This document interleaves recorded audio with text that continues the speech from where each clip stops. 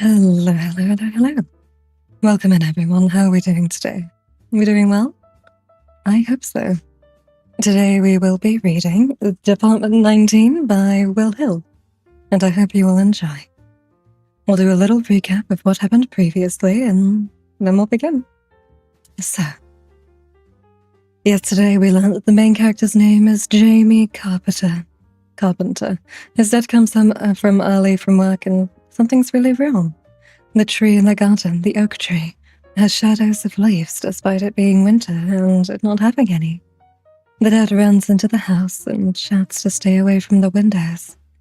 The windows all break and Jamie sees a woman's face in the tree. The police then run in and shoot his dad to death, saying that he was a terrorist. After that, Jamie and his mum's life go to shit, really. He gets bullied and also decides since his life is so bad, he's going to make it horrible for his mum as well by saying very cruel things to her. He also doesn't go to school till one day, and he falls asleep in a park. He wakes up and then there's this girl saying his name and he can't see her and he's scared. Then she appears right behind him and he punches her in the face. And then she turns into like this liquid stuff with red eyes. And and has just grabbed him. So that is where we are. I agree with you, fella. 20 squats already. We just started stream. Okay. If you say so. Let's do these damn 20 squats, shall we? 1, 2, 3. My back just cracked. 4, 5, 6, 7, 8, 9, 10, 11, 12, 13, 14, 15, 16, 17, 18, 19, 20. Okay, there we go. Let me just get my chair again. Or, anyways, all fun and games. Yep, I agree. Silva, I'm gonna do evil things to you. Anyways. Let's start our reading then, shall we? Welcome in, Silva. Play him again? Yeah, for sure. But let's start, reading. Chapter 3. I can't do it. The voice sounded like it was coming from a million miles away. Jamie struggled to open his eyes. He was lying on the grass, the girl called Larissa sitting next to him. He tried to crawl away, but couldn't move. His limbs ached, and his head was full of cotton wool. Donna, I just can't, she said, apparently to herself. What's wrong with me? He forced his eyes open and looked at her. Her eyes were brown again, and she was looking down at him, a gentle expression on her face. Who are you? He managed. What did you do to me? She lowered her head. You were supposed to be mine, she said. He said so, but I couldn't do it. You're what? Mine, in every way. With a huge effort, Jamie forced himself up into a sitting position. I don't understand, he said. It doesn't matter. She looked up at the sky. You should go now, she said, looking back at him with sadness in her eyes. They'll be there by now. Also, welcome in, everyone. Hello, Red King. And hi, Frogflutter. Hi, our days. And hi, Foss. How are we doing today? We're doing well. And hi, Syrian. This is something, yes, my name is Solace. I do reading streams, and right now we are reading, Department 19 by Will Hill. I hope you enjoy, and I hope that you're all doing well.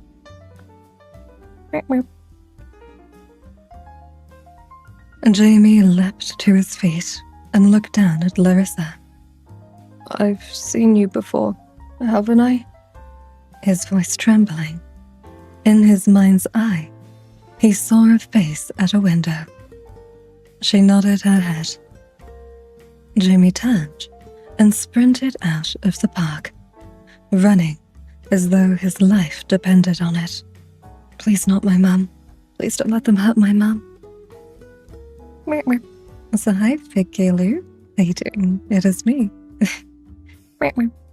When Jamie reached the end of his road, his heart was pounding so loudly. In his chest, he thought it might explode. His vision was graying, the muscles in his legs screaming. But he pushed through the pain and sprinted the last 50 meters to his house and pulled himself round the front gate towards the door. It was wide open. He ran into the hallway. "Mum," he yelled. "Mum, are you here?" No answer. No sign of her. He ran up the stairs and pushed open the door to her bedroom. The window above her bed was open to the dark sky, the curtains fluttering in the evening breeze. Jamie ran across the room and put his head out of the window. "Mum," he screamed. Into the inky blackness, his right hand slipped on something on the ledge, and he looked down. Red liquid dripped down his wrist. He looked at the windowsill. There were 2 small pools of blood on the white surface, and more smeared across the glass of the open window. Jamie stared in horror at his hand.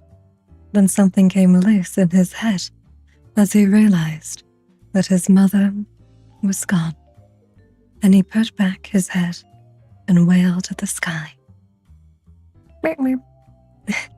Also, hi Victor, welcome in. How are you doing today? Also, yes, Silver, I agree with you.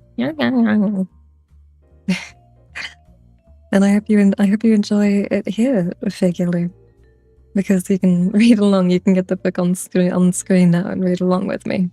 It might make it easier. Also, accent is British. English accent. Hi, Convoy. Welcome in. How are you doing today? And miles away, high in the sky, something heard his cry and turned back. Time passed. Jamie had no idea how long. He couldn't stay in his mother's room, couldn't look at the blood, horribly bright against the white paint and the clear glass. Somehow, he made it downstairs to the living room. He was sitting on the sofa, staring blankly at the wall, when he heard something come through the front door and close it softly behind them. So thank you, Slopmaster. Thank you, I appreciate it. Also, I don't think I will do that moon. Hi Rory, hi Sniper. How are you lovelies doing? He was beyond fear now. He was numb. So, he just watched as the tall, thin man in the grey suit walked into the room and smiled at him, with teeth like razor blades, his dark red eyes shining in the gloom. Also, thank you for the hearts, Victor, and thank you for the roses, Android. I appreciate it. You need to produce attack? I don't even know what that means. And hi, Kika. I'm doing well, thank you. How are you doing? Jamie Carpenter, the man said. His voice was like treacle. It is a supreme pleasure to finally meet you. The man bared his teeth and took a step towards Jamie. And then, the front door exploded into sawdust, and an enormous figure, holding what looked like a huge pipe, stepped into the living room doorway.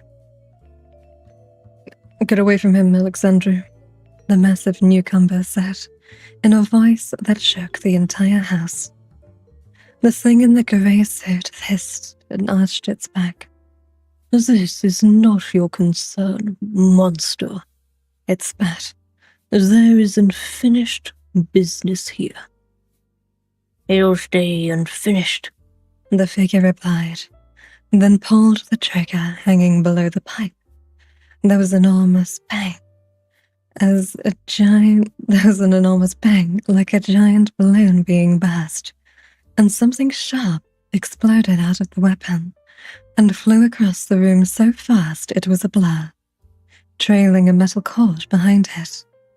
Alexandru leapt into the air, impossibly quickly. The projectile smashed a hole into the wall of the living room before retracting as rapidly as it had been fired, spiraling back into the end of the pipe. Also, yes, I'm back on. I got unbanned. Thank you for the consumer sniper. I'll drink something now. Also, I will not be saying that. The creature in the grey suit hung in the air, its eyes blazing with anger.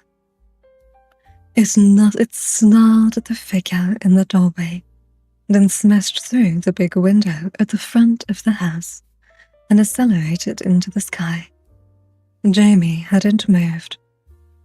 The giant darted to the window and craned its enormous neck in the direction the thing called Alexandru had disappeared. It's Jero, I swear to God. Also, yes, I did get banned for violent and criminal behavior. Adult. "He's gone," it said. "For now." It turned to Jamie, and in the light of the living room, he got his first look at his savior and cried out. The huge figure was a man, at least 7.5 feet tall and almost as wide. He had mottled greyish-green skin, a high, wide forehead, and a shock of black hair above it. He was wearing a dark suit and a long grey overcoat. A wire ran up his sleeve from the end of the pipe he was holding and disappeared somewhere over his shoulders. He walked forward, and as fear and loss started to shut down Jamie's mind, he saw 2 wide metal bolts sticking out of the sides of his neck. The man extended his hand towards him. "Jamie Carpenter," he said. "My name is Frankenstein, and I'm here to help you." Jamie's eyes rolled back, wide, as he fainted into sweet, empty darkness. And that is the end of that section.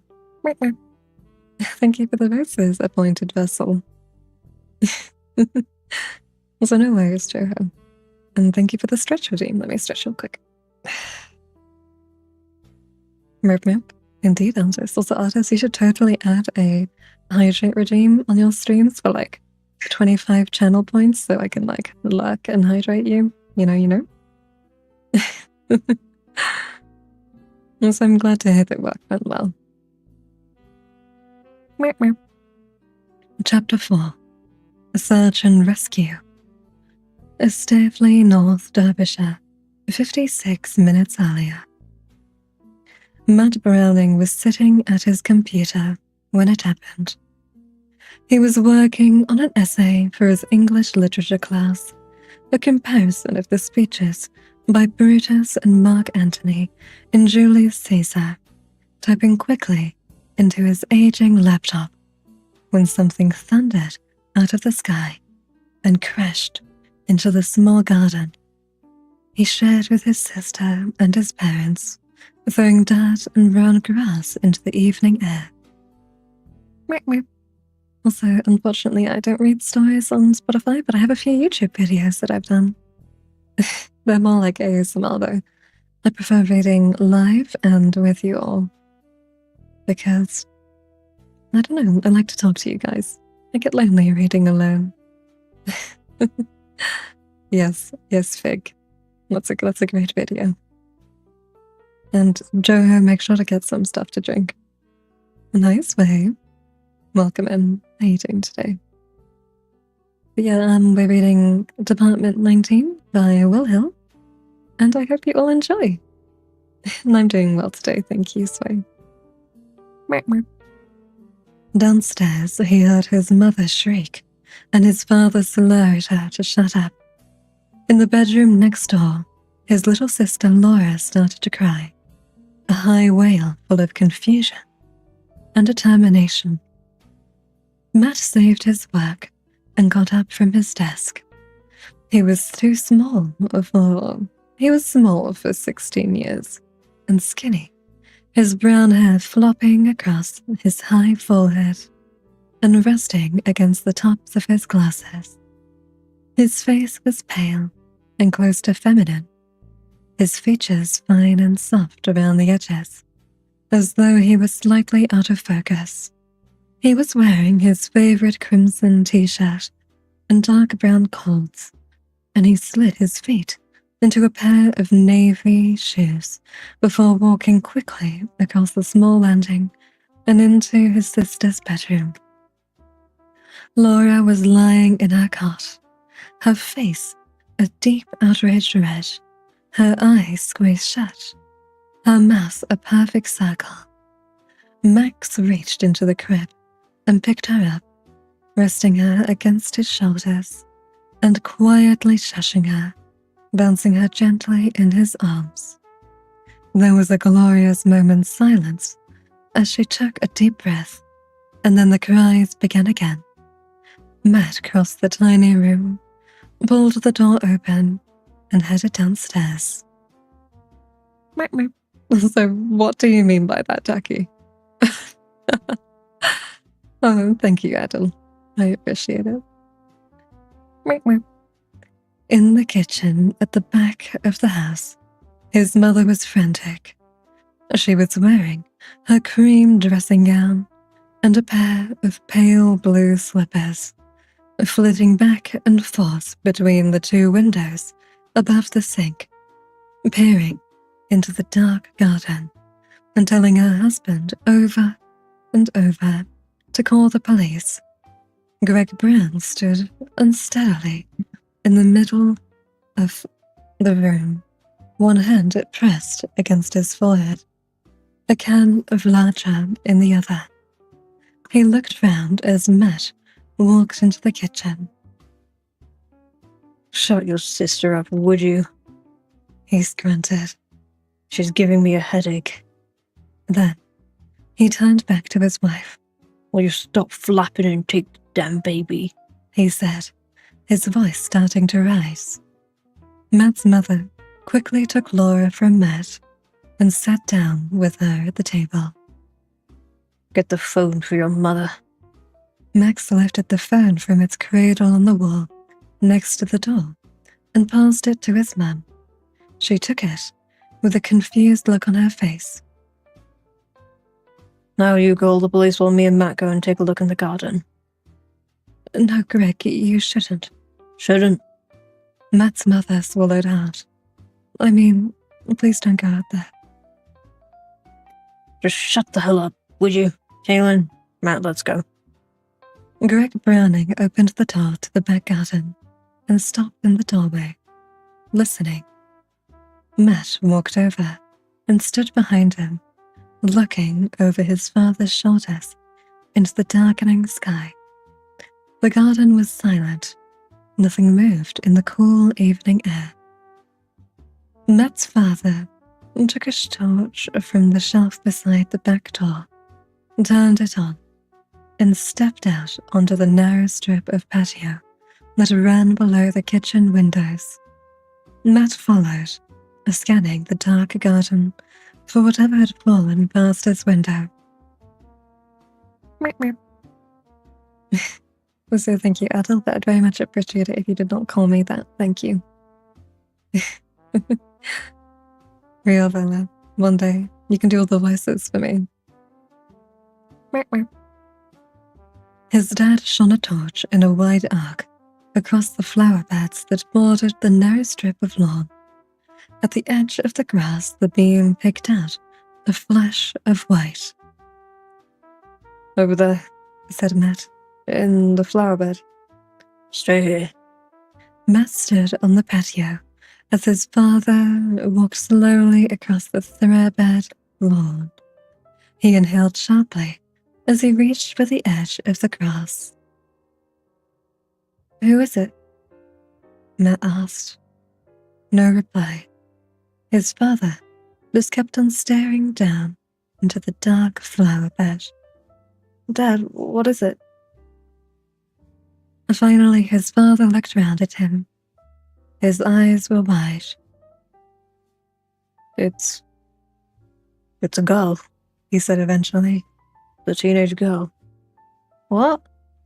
Come take a look. Matt walked across the lawn and looked down into the weed-strewn flower bed. The girl was lying on her back in the dirt, half buried by the folds of her landing.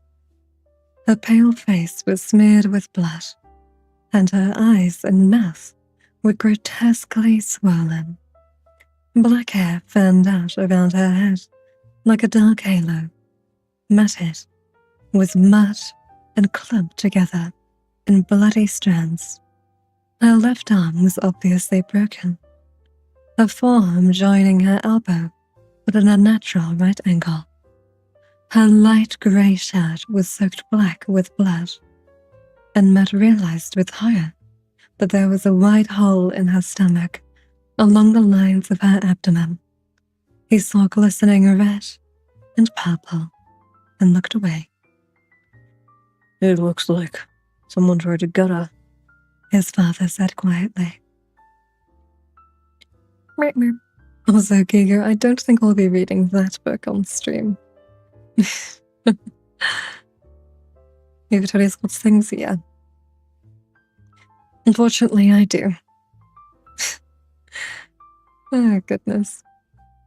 And so Maxim, I do have, like, you can on Kick, there's always VODs that you can watch of previous streams if you want to listen to them while working. Also, I can't buy that, I'm sorry. Where was I? Why do I feel like you're a man? I might be, who knows? I might be a 6-year-old man. What is it, Greg? Shouted Matt's mother from the kitchen doorway. What's happening? Shut up, Lynn.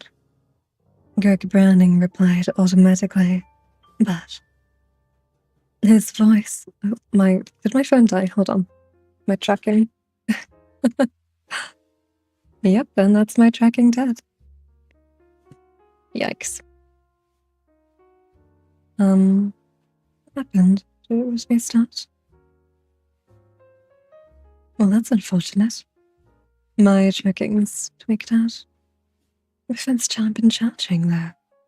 How strange.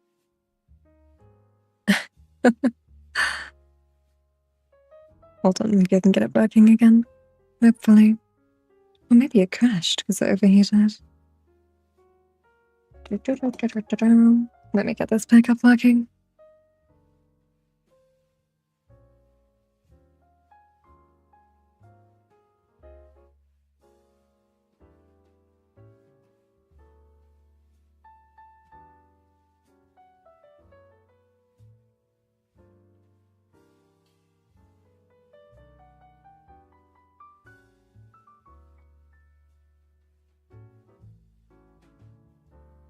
Okay, the tracking should be almost working now.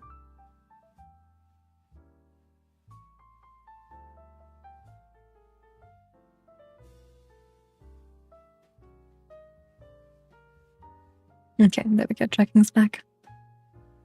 Hell yeah, Elf, I support that. I think everyone should have the right to water, food, education, healthcare, and housing. There we go, we're back. Also, thank you for the roses, Mouse. I appreciate it. Let's continue reading now, shall we? He sounds scared, thought Matt, and crouched down beside the girl. Despite the damage to her face, she was beautiful, her skin so pale it was almost translucent, her lips a dark red. Behind him, his father was muttering to himself, looking from the sky to the ground and back again, searching for an explanation of why this girl had fallen into their garden. Matt placed his hand on the cool skin of her neck, checking for a pulse, knowing he wouldn't find one. Who did this to you? She wondered. The girl opened her swollen right eye and looked straight at Matt. He screamed. Meep, meep. Also, yes, star girl. Also, gaming smoke we do sometimes, but it is not the best. Meep, meep. Also, no worries, Victor. Meep, meep. The girl coughed, a deep spluttering rattle that sent new streams of blood running down her chin as she turned her head towards Matt and said something he couldn't make out. My God, said Matt's father. Matt pushed himself up off the grass and slowly approached his father's side. He looked down at the stricken girl, who was moving, her head slowly from side to side, her lips curled back in a grimace of pain. We should do something, Dad, said Matt. We can't leave her here like this. His father turned on him, his face full of anger. What do you want me to do? He shouted. The police are on their way. They can deal with it. We shouldn't even touch her. But Dad. Greg Browning's face twisted with rage, and he raised a fist and took a step towards his son. Matt cried out, covering his face with his forearms and turning away. I'll be quiet if you know what's good for you, his dad grunted, lowering his fist. Matt looked at his father, his cheeks flushed red, with shame and impotence, his brain alive with hatred. He opened his mouth to say something, anything, when a deafening roar filled the evening air, and a squat black helicopter appeared over the trees that stood at the bottom of their suburban garden. Matt covered his face and did his best to remain upright as the helicopter's rotors churned the dust and dirt of the garden. He could see his dad shouting, but could hear nothing over the thunder of the engines and the shriek of the wind. He craned his neck and his hands shielding his eyes, and watched the helicopter disappear over the roof of their house. Also, I don't know enough about Count Pinface Elf, but I do know he's making Farage look like a tosser, and I like that. Also, yes, we don't talk about that tag. That tag is for exposure only, and I actually have the word banned. Anyways, let me continue. Oh gosh, I just got an invitation to co-host. No, I don't want to co-host.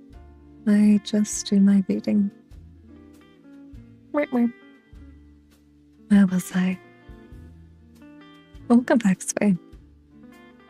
How you doing? Matt turned and raced towards the house. Past his mother, who was standing motionless at the back door, through the kitchen, and the narrow corridor, and towards the front door. Thank you for the gift, Victor. I appreciate it.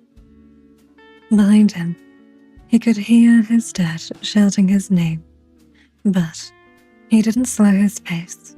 He flung the front door open in time to see the black helicopter lowering itself onto the grey tarmac of the road, its rotors whirring above the parked cars that lined their street.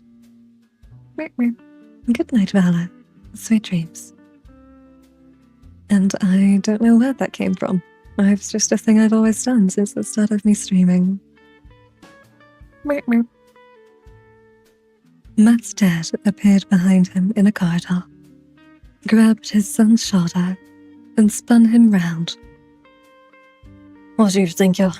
Greg Browning's voice trailed off as he stared out into the street.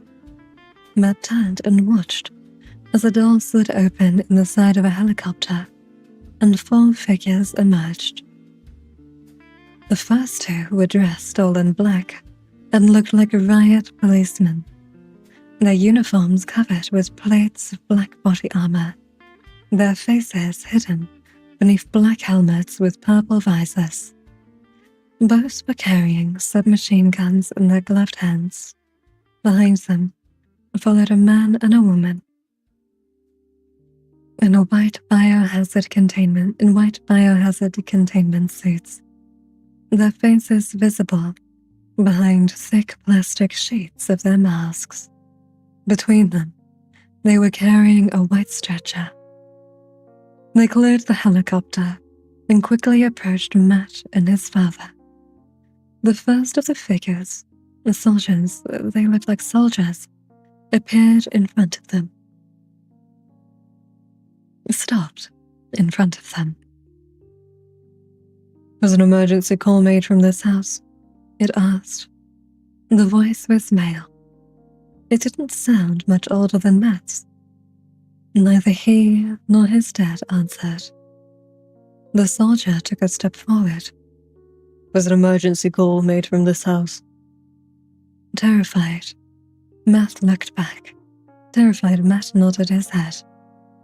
The black figure turned to the others and beckoned them towards the house, then pushed past Matt and Greg Browning and disappeared into the hallway.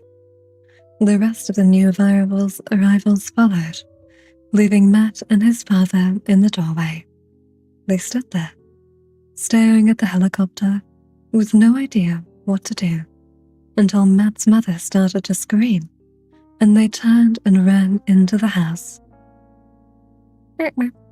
I've just had 20 squats redeemed on the Purple app, so we are just going to do those and then get back to reading. Next stream is tomorrow, 6 p.m. British time, if I'm feeling well.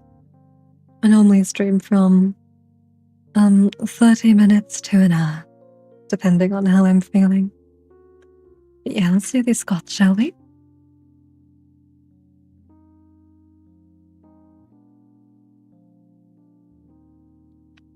One,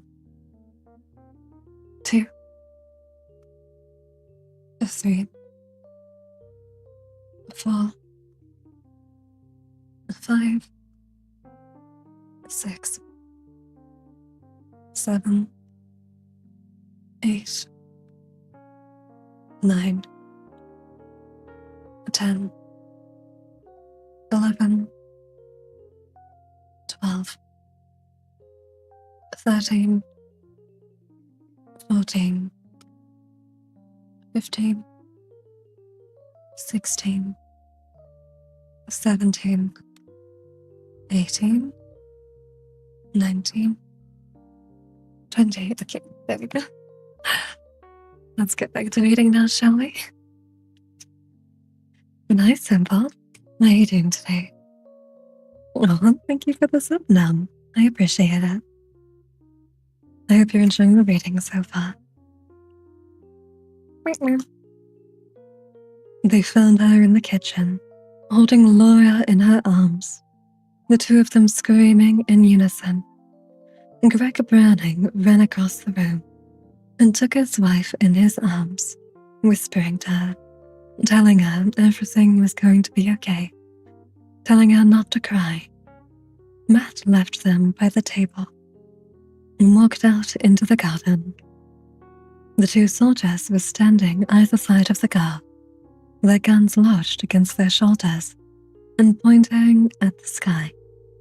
On the ground, the man and woman in the biohazard suits were examining her.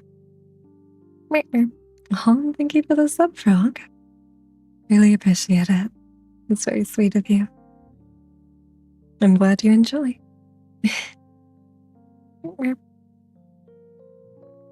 Matt left them by the table and walked out into the garden. The two soldiers were standing either side of the car, their guns lodged against their shoulders and pointing at the sky. On the ground, the men and women in the biohazard suits were examining her. So welcome in, Jones. How are you doing today? Matt walked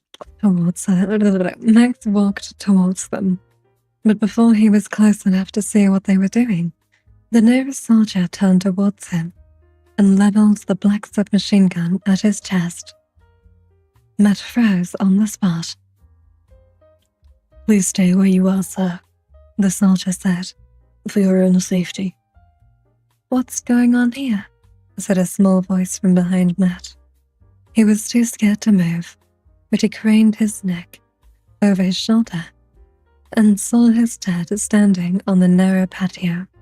He looked like someone had deflated him. Take your son into the house, sir, the soldier said.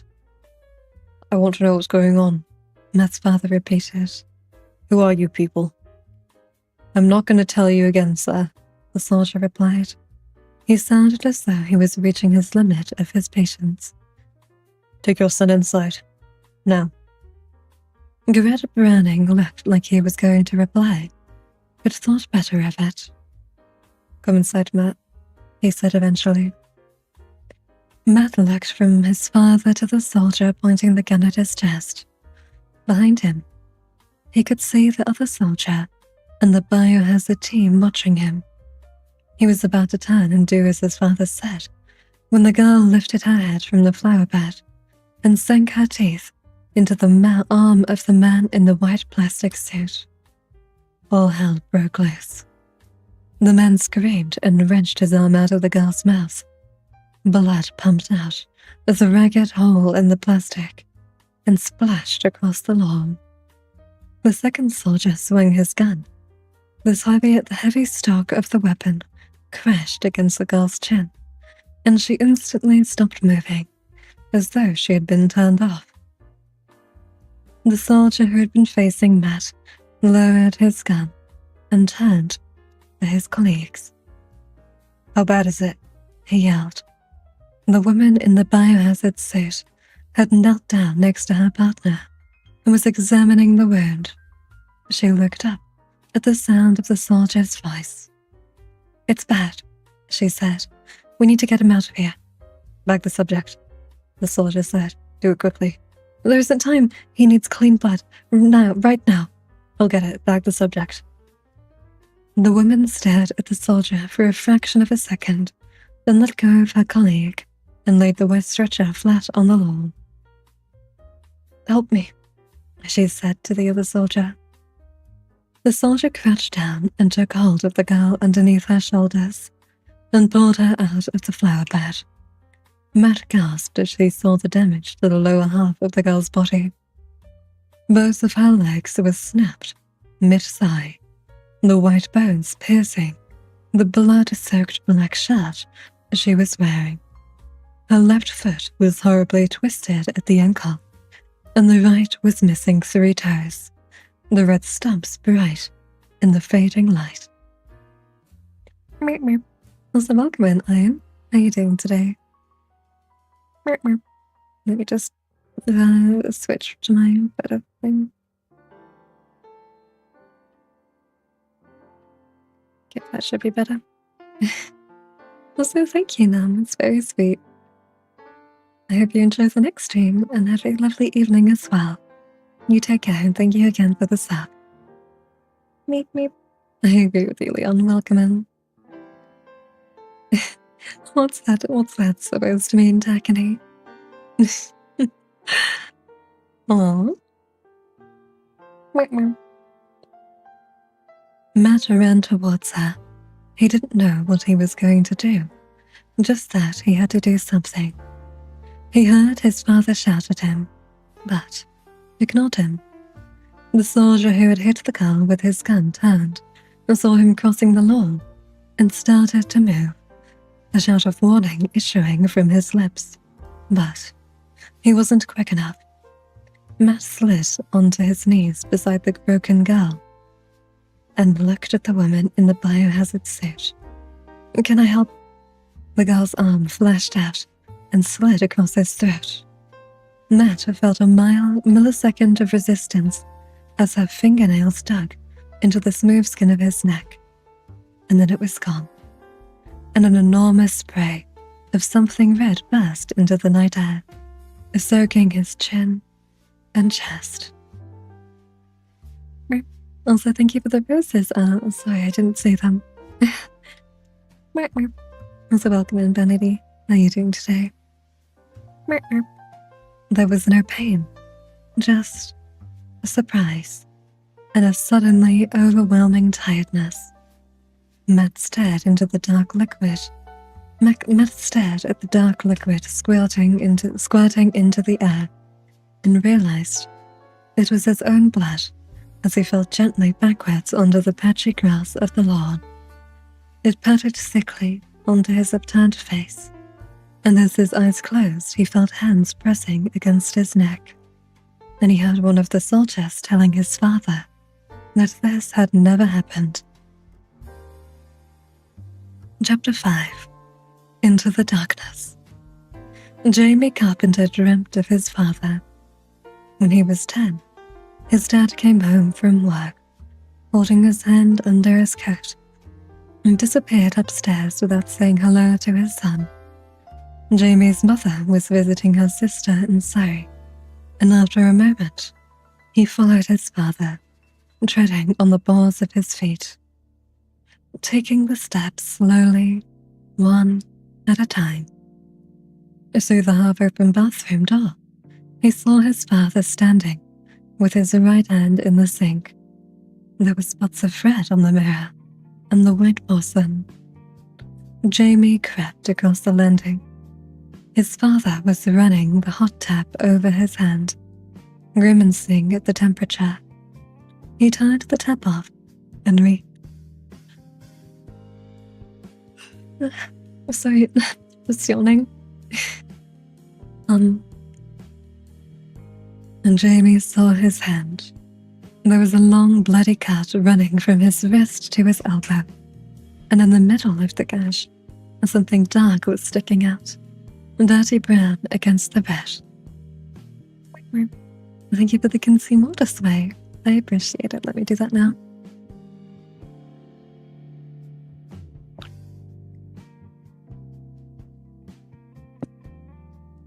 Oh, why do you think that is, Al? For me, it's a bit of the opposite. I like being around people, but only ones I'm comfortable with, you know? Like, I love the company of people that I care about. Even if we're just like sitting in silence doing our own thing. Also, thank you for the heart, me. I appreciate it. It's pretty cold yesterday. Oh goodness, lucky you. It's been really hot here.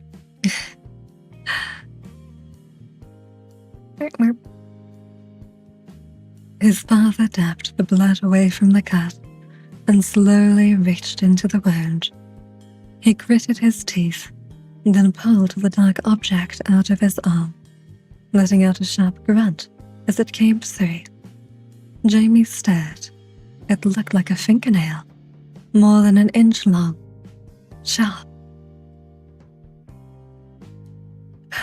Sorry, I'm so sleepy. I'm gonna have to end the stream soon. And sharp and curved like a talon. A tongue of ragged meat hung from the thick end of the nail, glistening white in the bright light of the bathroom. He gasped. He hadn't meant to. His father looked around sharply, and Jamie stood rigid, speechless. His father opened his mouth as if to say something, then kicked the bathroom door shut, leaving Jamie standing on the dark landing. I do not need 20 squats. Yeah, that's because I have a cooldown on the squats.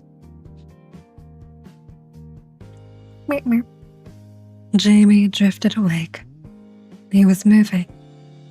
A loud car engine behind him, rumbling somewhere. The sound of rain hammering against the glass close to his head.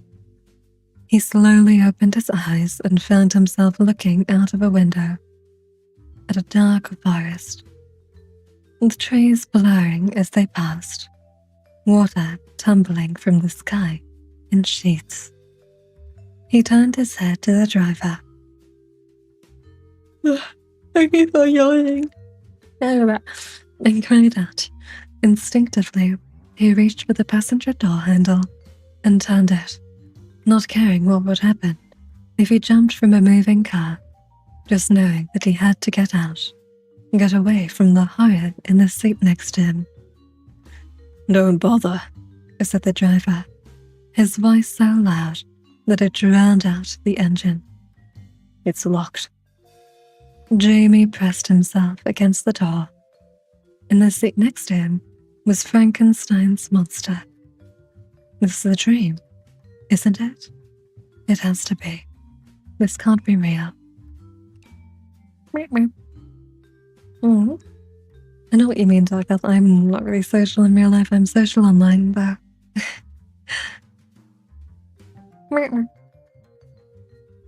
It's not polite to stare, the monster said, and Jamie thought he had heard the faintest hint of a laugh under the booming granite voice. Who are you? Jamie managed, his mind screaming warnings at him. Don't talk to it, you stupid, just shut up. My name is Victor Frankenstein. I did introduce myself, I assume you don't remember. Jamie shook his head, and Frankenstein grunted. I suspected as much. Good thing I locked the doors. He laughed, a huge sound like a clap of thunder. No way, you just redeemed it again. Oh my goodness gracious. Also, it's the same with me, Al. Like, I don't speak the local dialect. I just speak English and a bit of like the basic version of the language where I live. But I don't know, I want to try and be a bit more involved in the community, so I think I'm going to be doing some volunteer work soon. And I think that'll help with my dialect a little bit, hopefully. But the issue is it clashes on another day where I'm working by looking after a family friend's dog. So I'll probably have to reach out to the administration and say, do you need help on any other days? It's just, just some volunteer work on basically where I live. All the food that doesn't get sold in the supermarkets and isn't like can still be used but not for long. All of that goes to these groups of people who make these sort of food packages for people who cannot afford food as easily as others, but like people who are in very difficult times, you know. So yeah. Also, thank you for the roses. Well, I appreciate it. Anyway, sorry, I'll get back to reading.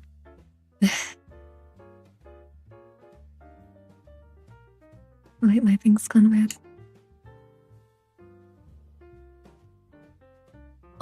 I think maybe, who knows, maybe we're in the same country, Fig. Do the squats. I'm procrastinating, okay? I don't want to do 20 squats. But I'll do them. Okay? Okay, let's go. 1, 2, 3, 4, 5, 6, 7, 8, 9, 10, 11, 12, 13, 14, 15, 16, 17, 18, 19. 20. Okay, squad's finished. Let me get my chair again. You're from Vampire Land. I'm from Sleepy Land. It's a good evening, ending. Oh my goodness, coincidence. You're leaving just as I'm about to end. Oh no. Timings. Where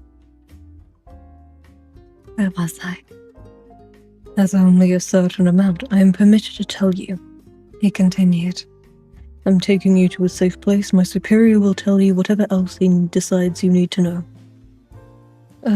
Who is your superior? Asked Jamie. No reply. I asked you a question, he repeated, his voice rising.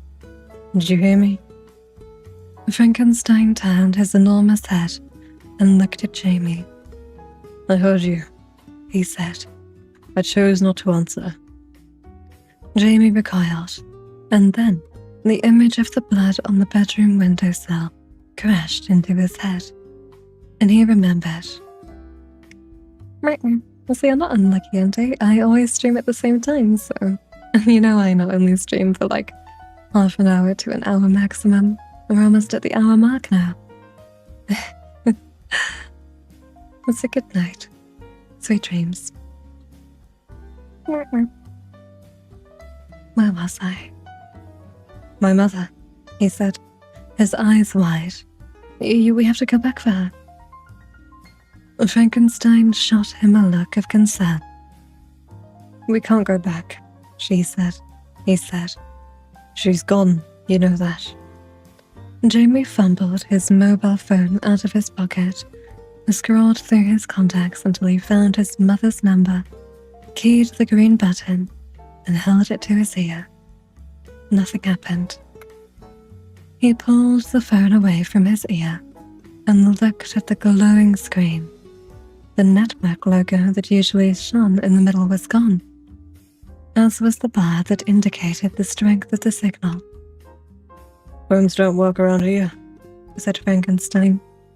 Jamie grabbed again at the door handle, wrenching it until the plastic began to bend in his grip. Stop that, roared Frankenstein. It'll be of no help to her if I just drape you off the tarmac. Jamie turned on the monster, his eyes blazing. Stop the car, he yelled. Stop it right now, I have to help my mum. The car didn't slow, but the huge man in the driver's seat looked at him. Your mother is gone, he said softly. You may or may not believe me when I tell you I find that fact almost as distressing as you do. But the fact remains, she's gone, and running around in the dark will not bring her back. Jamie stared angrily at the bolts in the huge man's neck, and, not for the first time, his mouth got the better of him. I thought Frankenstein was the creator, not the monster, he muttered. The brakes of the car squealed, the wheels locked, and they slid to a halt. Frankenstein took a deep breath. Victor Frankenstein made me, he said, his voice like ice. And for a time I was a monster. But after Frankenstein died, I took his name to honor him. Now, do you have any more impertinent questions, or should I get us to safety? Jamie nodded. I'm sorry, he said quietly. Frankenstein didn't respond. So welcome in, Natica. How are you doing today? You've come just as I'm about to end the stream. People always come when they're about to end. It's always the timings. But I'm doing well. I hope you've been doing well as well. But we've hit the almost at the hour mark, and my throat's really hurting, so I normally stream for 30 minutes to an hour maximum. Most days I do 45 minutes. Ah! What's that? Why is it? Sorry. Yeah. But we'll be ending now. Have a lovely rest of your day, night, any time it is for you. That generally just started. That wasn't a ringtone, and that was TikTok saying that I'm inactive. Or, like, not responsive. That was TikTok. I need to find a way to mute it. Because the warning is saying I'm about to get disconnected for inactivity. But yeah, I hope you all have a lovely rest of your day, night, evening, any time it is for you. Stay safe, eat cake, and may you all live in interesting times. Don't panic.